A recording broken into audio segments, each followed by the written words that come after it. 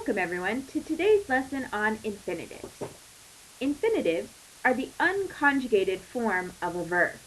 That means that they can become any part of the verb that you want them to. They can become first person or second person or third person. They can be singular or plural. They can be present, imperfect, or perfect. The infinitive form has all the forms in it, and it can become any of those. But on its own, it isn't any of them. In English, infinitives look like this: to sing, to love, to work, to see. You may notice that these all have in common to something. This is the form that infinitives take in English. In other languages, such as Latin and another language you may be familiar with, French, infinitives are just one word. For example, in French you might think of the word être or avoir, which are the infinitive forms of French verbs. Here in Latin, you can see the same verbs I've given you in English in Latin: to sing, cantare; to love, amare; to work, lavorare; to see, videre. Again, you can notice that these all end in re, which is the infinitive ending in Latin. When we take away that re ending, you get the stem of the verb, which we can then turn into whatever conjugation of verb we want. We can add a third person singular ending like it's t, cantat, she sings. We can add an s, ama, he loves, etc., etc. So what do we need to use the infinitive in Latin? Well, we need some special verbs to go with infinitives. These verbs lead into an infinitive in Latin in a sentence. These are the three verbs we're going to be learning about this week that usually are followed by an infinitive. The first one, to be able to, is possum. The second one, to want to, is wolo. And the second one is to not want to, which is kind of unusual. We don't have its own verb for this in English, but Latin does, and it's nolo. Notice especially that nolo is really a combination of non and then the verb wolo, to want to. In some cases it's combined, nolo, and in some it's still separated, non wis or non wolt. He does not want and you do not want. Nolent, they do not want. Keep these verbs in mind as we go forward. You can also find a chart of these verbs on our lesson page for this week in our class for you to review them there. Let's use some infinitives in a sentence. I could have a normal sentence like this one here, Lucius cantat, which is Lucius is singing. But I can also change the sentence to include an infinitive here, cantare.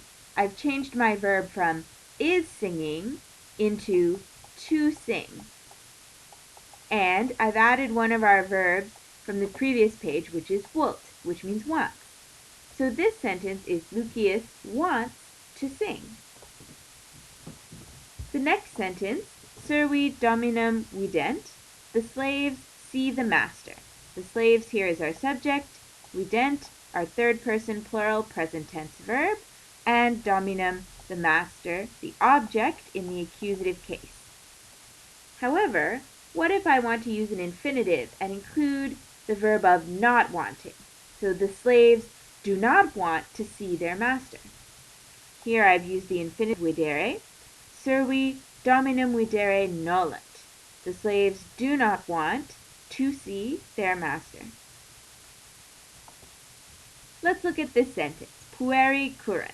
The boys are running. Subject, present tense verb. Have a look at this sentence. Pueri currere possunt. The boys are able to run. So through these three sentences, you can see all three of the verbs from the previous page. Wolt, to want to, Lucius wants to sing. To not want to, nolunt, the slaves do not want to see the master. And possunt, which is are able to or can, the boys are able to run. Let's look at just a couple more examples. Bregens laborat. Here again, we've got a simple sentence with a subject and a present tense verb. Bregens works. Bregens laborare non vult. Here we've got that same verb of not wanting, plus our infinitive, laborare. Bregens does not want to work. Let's see if we can put some sentences together. In villa manere nolo. Well, I'm going to start at the end of my sentence, nolo, and when I see that O ending, I know that I'm in the first person singular, so my subject is going to be I. Nolo means I do not want, so I'm going to start off my sentence with I do not want. Next, I see here my infinitive, manere, which means to stay. So I do not want to stay or to remain in villa, in the house. So this sentence is, I do not want to remain in the house. The next sentence is laborare nolunt. Again, I start with the last word, nolunt, and I see my nt ending, which indicates to me that the subject is third person plural. It's going to be they. Nolunt, again, means to not want, so I'm going to start with they do not want. And then I'm going to check my infinitive, laborare, which means to work. So they do not want to work. For this last sentence, vinum bibere volumus. As I look at my last word, volumus, I see that mus ending, which tells me first person plural, so that's we. Volumus means want, so we want. Then I check my infinitive, bibere, which means to drink.